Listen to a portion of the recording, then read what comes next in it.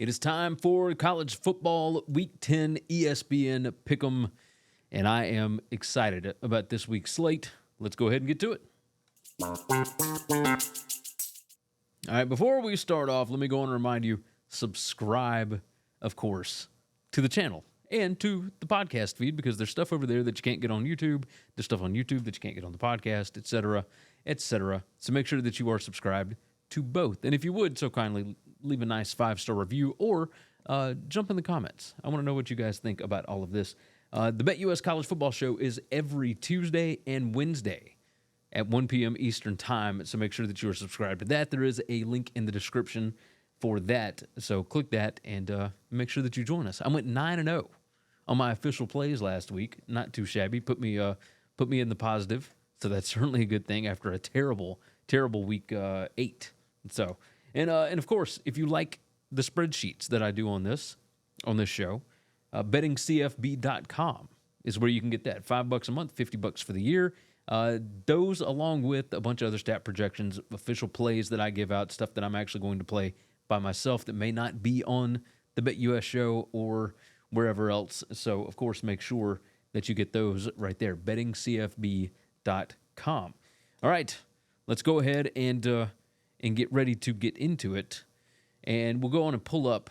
Of course, last week went 5-5, so we were at 45-35 on the season on this, doing better than 84.1% of the users. We're ranked 15,740 out of hundreds and hundreds and hundreds of thousands, or maybe a million, I don't know. But we're doing fairly well, at least against the numbers. So we'll go on and get ready to start this thing. All right, and we'll start off with Ohio State going to Penn State, and I am excited about this ball game. Ohio State right now favored by 3.5 on the road in Happy Valley, and let's go on and pull up the stats here so that you can see. Right now, I've got Ohio State by 3.94, so that is right in line with the number. If you look at the top spread based on the last 4 week stats, I've got Penn State favored by 2. Ohio State's got some injury concerns. Obviously, on the Penn State side, we are dealing with potentially a backup quarterback in Bo Pribula. It seemed like against Wisconsin that this Penn State offense seemed to open up a little more, seemed to do more of the stuff that is in Andy Kotelnicki's bag. That's the offensive coordinator there. But you start to look at some of these things. Ohio State's defense, number 59 in offensive line yards allowed, number 57 in stuff rate. Penn State is better in both of those metrics. Standard downs, PPA, Ohio State's defense obviously very, very good. They are incredibly talented. As far as, passing down success rate, Ohio State's defense not great. You start to look at third down conversion percentage and whatnot. Ohio State's defense number 20, Penn State number 7 on offense.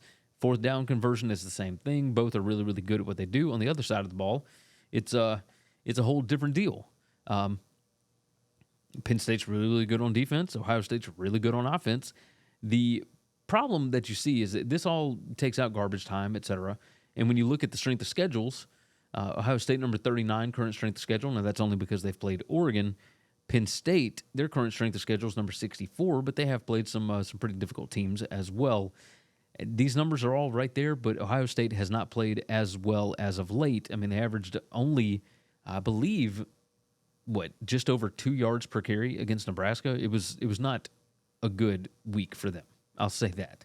I will certainly say that. So looking at the way that things are trending, et cetera, I think Penn State's been waiting on this game. I feel pretty good about it. So let's go ahead and I'll take Penn State plus the 3.5.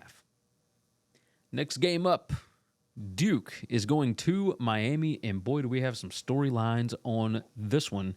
Very interesting storyline with Manny Diaz, the Duke head coach, going back to Miami where he was before.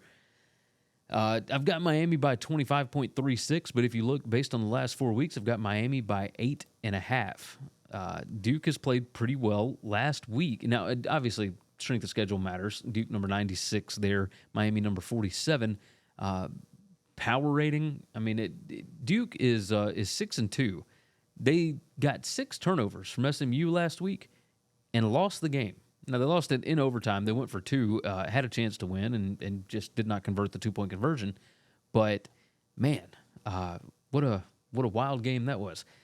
This feels like the kind of game where Manny Diaz and company are ready for this one.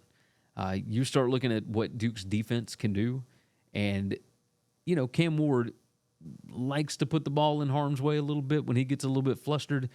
Duke's defense number 7 in havoc created. Now Miami's offense is number 6 in that metric, but we've seen Cam Ward turn the ball over a little bit. You go down to turnover margin, they're number 22 in giveaways per game. That's exactly what Duke is, but Duke gets turnovers. They're number 2 in takeaways per game.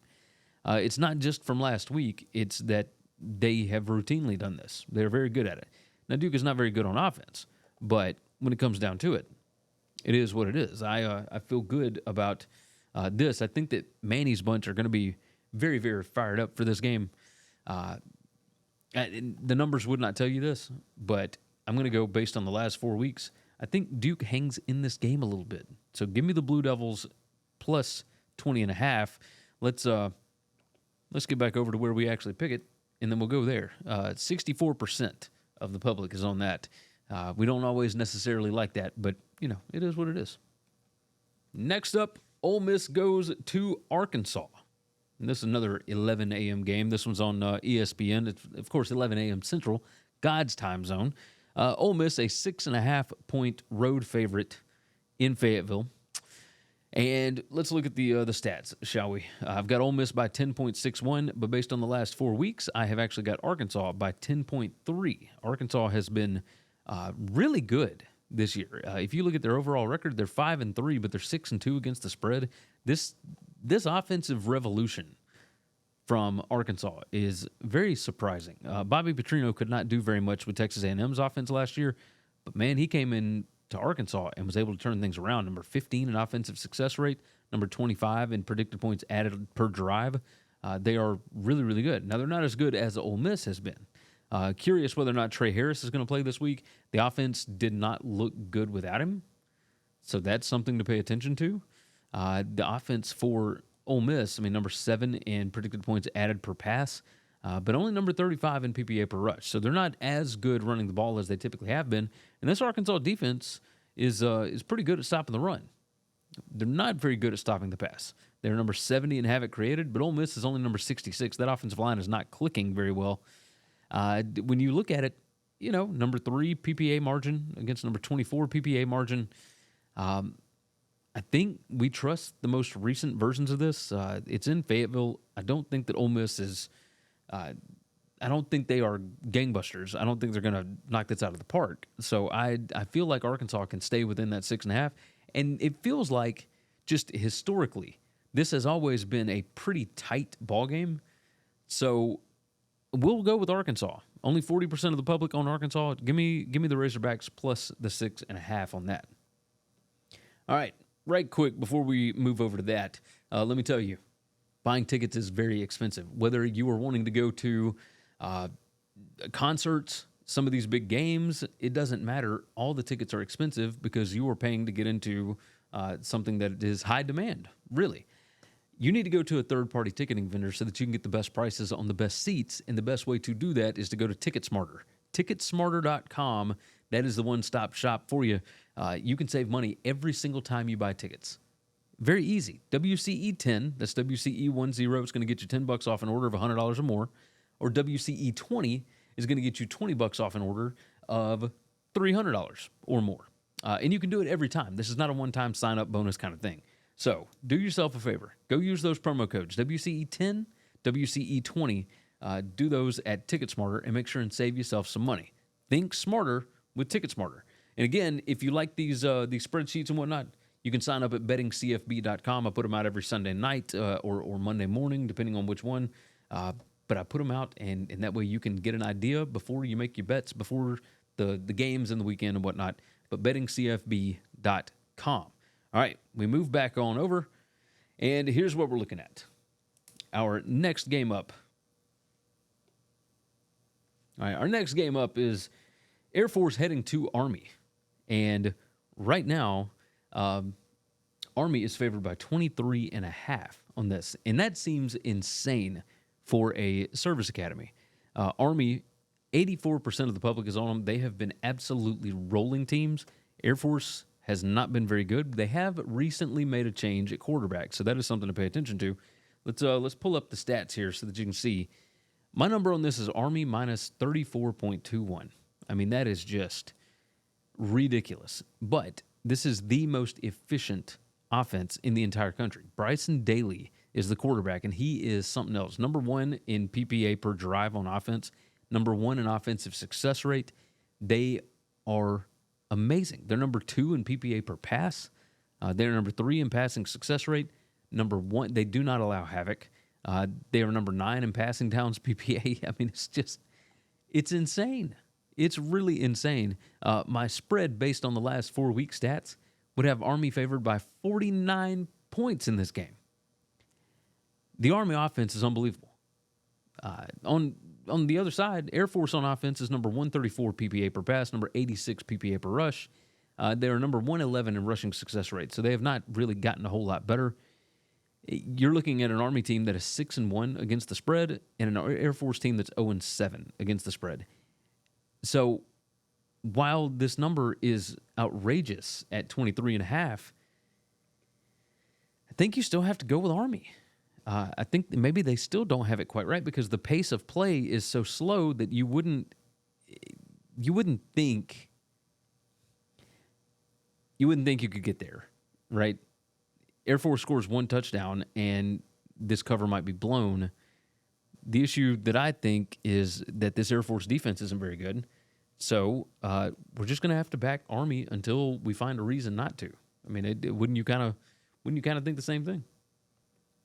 Next game up, Texas Tech is going to Iowa State, and Iowa State a 14.5 point favorite. So let's go ahead and look at the numbers here. I've got Iowa State favored by 16.75, but over the last 4 weeks, I've got Iowa State by 5 points. Now, the strength of schedules are not great for either team. Texas Tech number 82, Iowa State number 86. This Iowa State passing offense has kind of clicked as of late. Rocco Becht has been very, very good, number 35 in passing success rate. They don't throw the ball all that much, 46% of the time. They run it 53.98% of the time. But Texas Tech's defense isn't good at defending either of them. Number 102 in PPA allowed per rush, number 104 in PPA allowed per pass. They're number 107 in PPA allowed per drive. That ain't good. Number 107 in defensive success rate allowed. That's okay a little bit because Iowa State is not great, especially in standard down success rate. Number 101 to number 94 here. If Iowa State shoots themselves in the foot and they end up not being, how about this? If they can't move the chains, if they can't stay ahead of the chains, then they could be in trouble. But, I mean, at the same time, they are number 28 in third down conversion percentage, so, is what it is. Texas Tech on the other side, pretty good on offense, but this John Heacock defense is pretty killer. Number 5 in PPA per pass allowed. Texas Tech's offense is number 32 in that. Texas Tech should maybe run the ball more than they do with Taj Brooks, number 56 in PPA per rush, but Iowa State number 77 in PPA allowed per rush.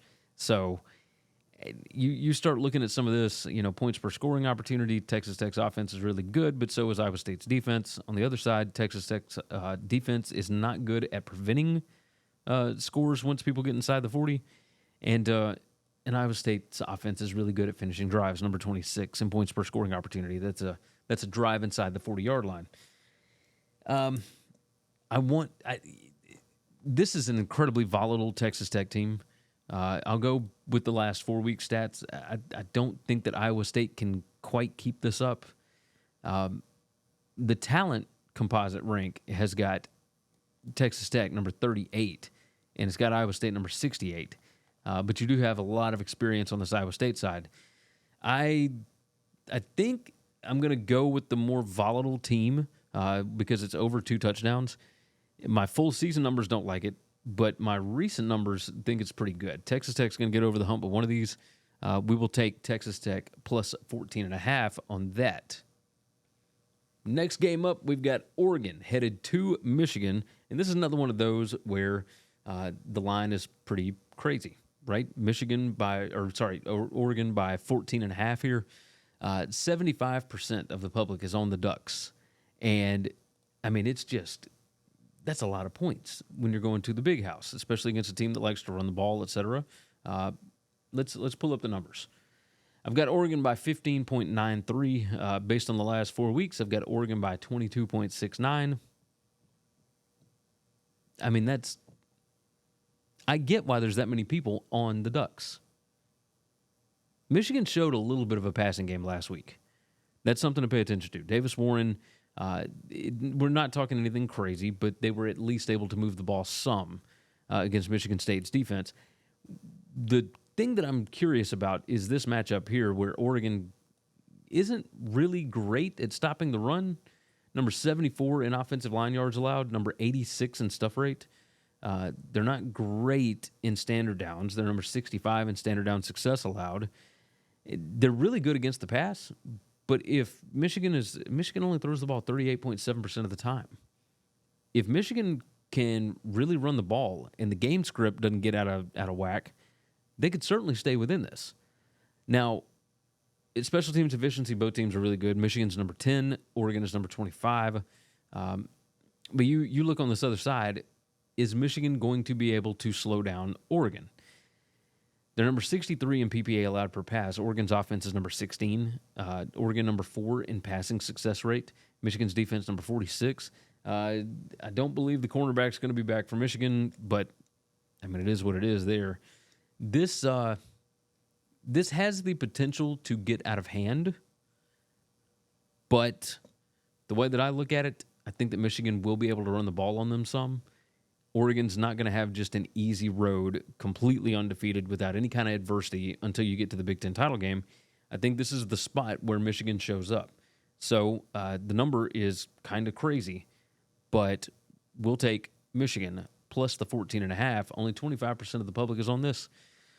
Yeah, that's what we'll do. Next on the board, we have got Florida, Georgia, world's largest outdoor cocktail party. Georgia, a 16.5-point favorite here in Jacksonville. And, oh boy, let's look at the numbers. I've got Georgia favored by 20.5 here. My last 4 has Georgia favored by 14. So Florida has certainly looked a lot better as of late. Number 34 in strength of record, number 21 current strength of schedule. Georgia's current strength of schedule is absurd. They've gone to Texas and Alabama. They've gone to Kentucky. I mean, it's a tough schedule, and yet they are power rated number 1. They are awesome. Now, remember, this is on a neutral, and yes, that says home, but that's just because who is designated as home, so we don't have to worry about that. So, this is, I mean, my total is right on 54, 52.5. I mean, it's maybe lean and over, but man, Florida, number 18 in offensive success rate, but that obviously a lot of these Florida offensive numbers were with Graham Mertz at quarterback. Now they've got DJ Lagway, who has more potential, but he's young. So what do you do with it? This is a fuel game. That's what this is. There's nothing that I can show you on this that would make you think one way or the other. I mean, Georgia, their offense is not great at running the ball. Well, Florida's not great at defending it. So you know that Georgia's going to try and do it more because that's what Kirby and Mike Bobo want to do. When it comes to, passing the ball, Florida's actually fairly decent at stopping the pass. Georgia is pretty good at it, but Georgia's not great. I mean, Georgia's number 30 in offensive PPA per drive. This feels like the kind of game that Georgia can name their score if they want to. And I think they probably will.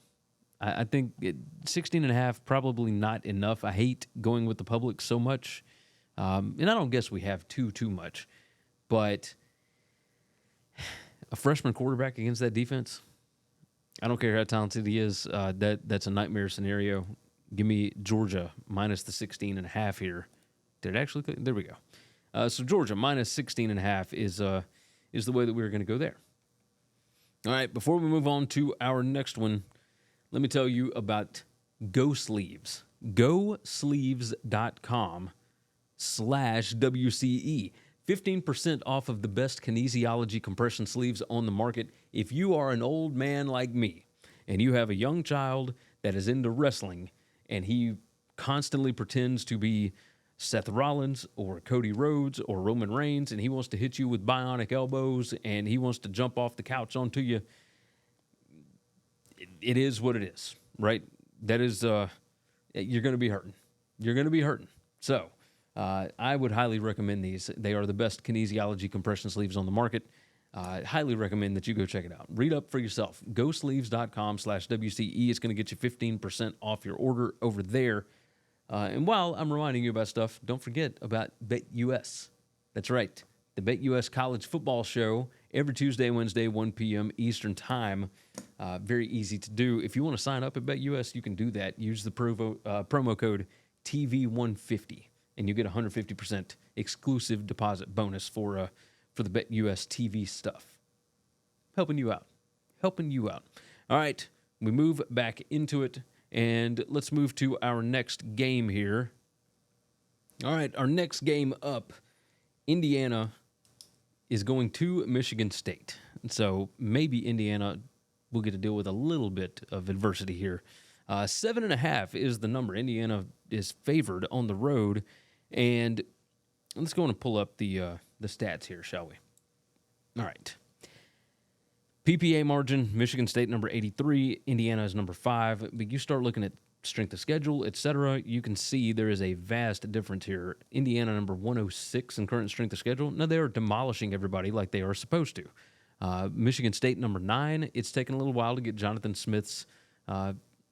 It feels weird, right? Cignetti and Jonathan Smith, both in their first years at their schools, Indiana has just been rocking teams. Jonathan Smith, it's taken a little while for him to get the roster the way that he wants it. They're still not quite there yet. Aiden Childs is kind of all over the place, but regardless, looking at the numbers, there's not a whole lot that I could tell you that would make you take Michigan State. So you've got Indiana minus 22, Indiana minus 9 over the last 4 weeks, but this one is on the road. It is in a late afternoon game. It's a 3:30 Eastern time kick. We don't know whether or not Curtis Rourke is going to play. We don't know if it's going to be Taven Jackson. The offense wasn't quite up to par with Taven Jackson. Michigan State didn't look good against Michigan last week. But you have to imagine at home they're going to be pretty fired up for this spot. At some point, this train is going to come off the track. Now, I don't think that Indiana is necessarily going to lose. But there's going to be a tight game in here somewhere. I believe there is a bye week after this for Indiana. And then they've got Ohio State after that. Interesting. So, or something along those lines. So don't kill me, Indiana fans. But this one just has that feel. And I think that Michigan State has been playing a little bit better as of late. 7.5. I'm going to take Michigan State on this one. If you look at the number, only 15% of the public has taken that. So we'll go against the public on it. Give me Michigan State plus the 7.5. This is the first time I've gone against Indiana all year. Let's move on over to the Big 12, where Kansas State is headed to Houston. Kansas State, a 13.5-point road favorite here. And interesting spot. Let's go on and pull up the numbers so you can see what we're looking at. Kansas State favored by 21.64 for the full season. Over the last 4 weeks, Kansas State by 22.619. Kansas State is number 14 in PPA margin. They're number 9 on offense, number 33 on defense, number 22 in offensive success rate, number 21 in defensive success rate. They almost got by Kansas last week. I don't think that Houston can do anything to slow them down. Special teams is not a problem. Penalties per game is not a problem. They have an advantage just about everywhere. They don't cover a lot of spreads, especially these big spreads. They're 3-5 against the number, but they are 7-1 straight up. They are, Houston is 4-4 against the number, 3-5 straight up. You start to look into some of this. There's a world where Kansas State just leans on them and leans on them and leans on them. And I think that's probably what they're going to try and do. Rushing success rate for Houston's defense is number 127, on the other side. Rushing success is number 36 for Houston's defense, but it's number 68 in PPA allowed per rush. They allow rushing explosiveness like it's going out of style.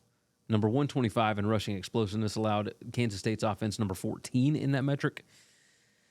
Kansas State number 11 in offensive line yards. They get a good push. Houston's defense is number 68 there. There's just not a lot as far as efficiency and everything else. Willie Fritz will get this turned around, but it's going to take a little while. This is below 2 touchdowns. I mean, the public is all over this thing. Again, the public loves the favorites, and I kind of like some of these favorites. Give me Kansas State minus 13.5. I mean, good gracious. That's just these favorites, man. All right, last game of the day, and we go to the ACC. We're going to Death Valley at night. No, not the one in Baton Rouge. We're going to Clemson, South Carolina, and Clemson is favored by 11.5 here at ESPN's College Pickem. So let's go on and pull up the stats and show you what we're looking at. That thing is not spaced out right. There we go. Clemson favored by 15.4 over the last 4 weeks. I've got Clemson favored by 22. Louisville has not played very well as of late, but you see the difference in strength of schedule.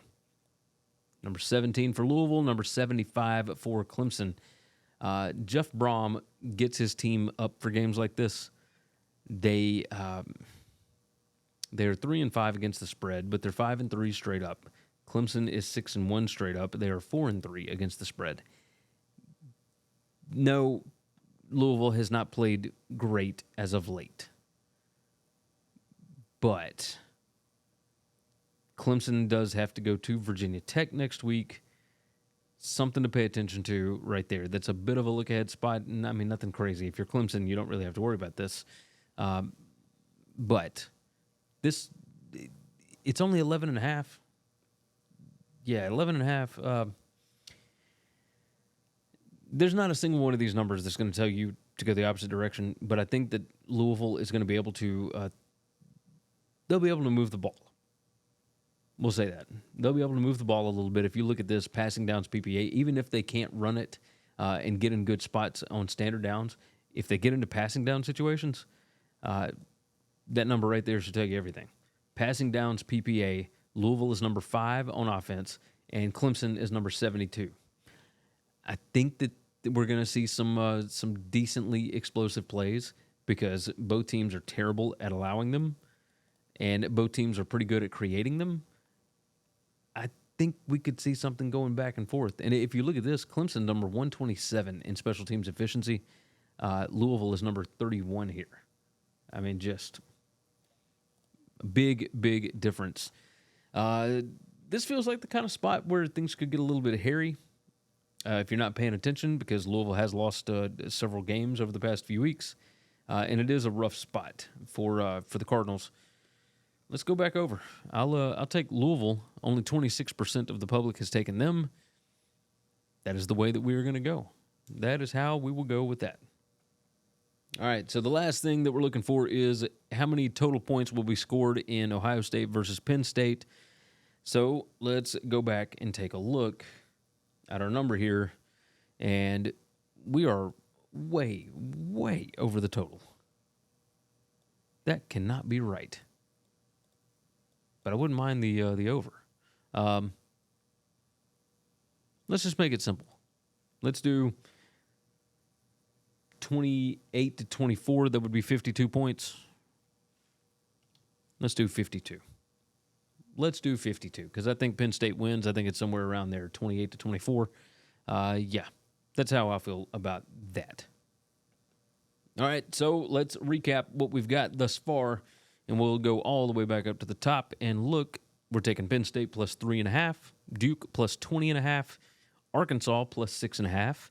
We're taking Army minus 23.5, Texas Tech plus 14.5, Michigan plus 14.5, Georgia minus 16.5, Michigan State plus 7.5, Kansas State minus 13.5, and Louisville plus 11.5. Our tiebreaker is 52 points in the Ohio State and Penn State game.